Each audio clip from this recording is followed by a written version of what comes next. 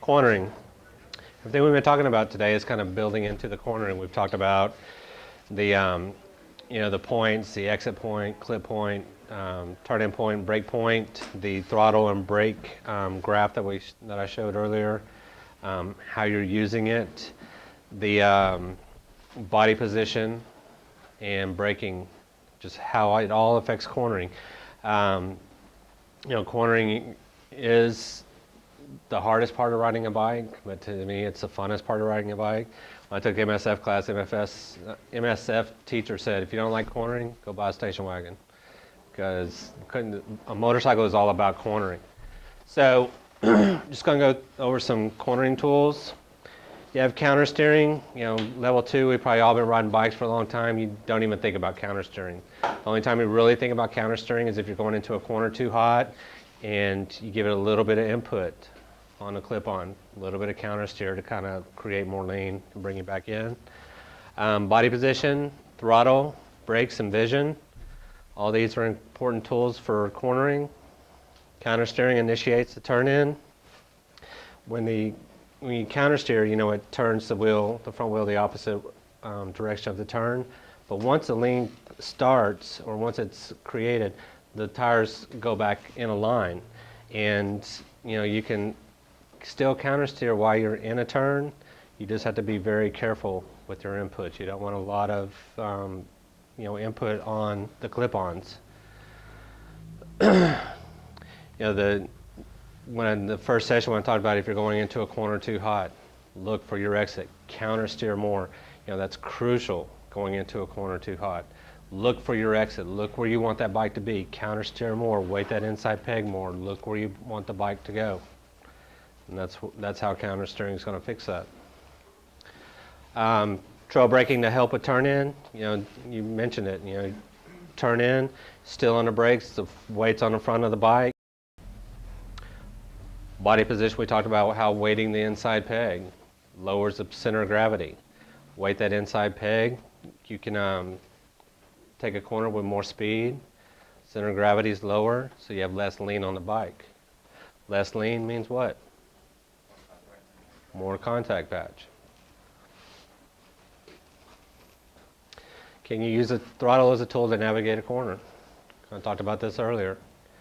Running too wide in a corner, kind of close it a little bit. It's going to load the front end and bring the bike back in. More throttle, it's going to carry it out.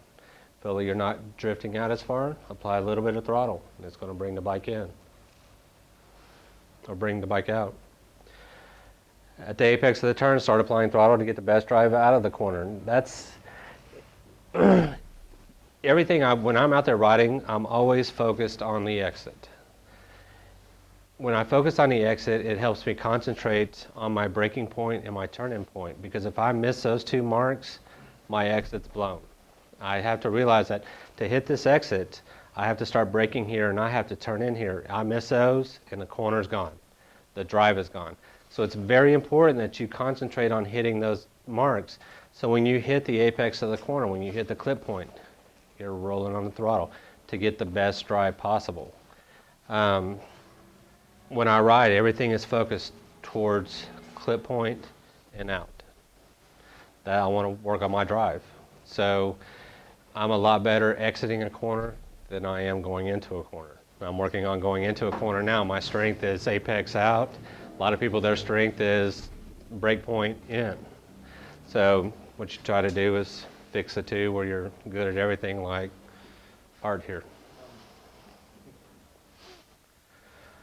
All right, any questions on cornering?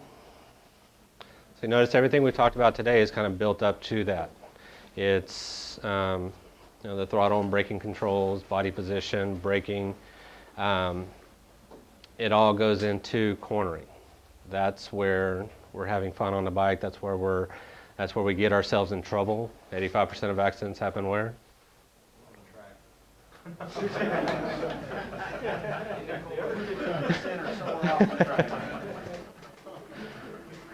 See, that's something that Dave's completely got away from this year. Those who have attended Ride Smart events from years gone by, or 85% of accidents happen where?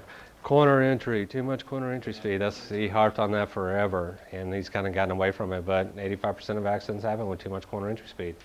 The other, 12, 13% are exit, too much throttle coming out, spinning up the rear tire, boom, going in too hot, running off.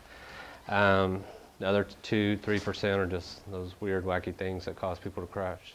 So, cornering, everything is built in or developed into the cornering. You always want to work on slow in, fast out. That's another thing I think about out there. I'm not going to gain any time really going into a corner hot, but I have a lot of time to lose if I go in too hot. So think about out there, slow in, fast out. If you find yourself out there where you're going into a corner or all the corners just too hot, you're going in there and you're braking too late. Okay, brake a little bit earlier and adjust it from there.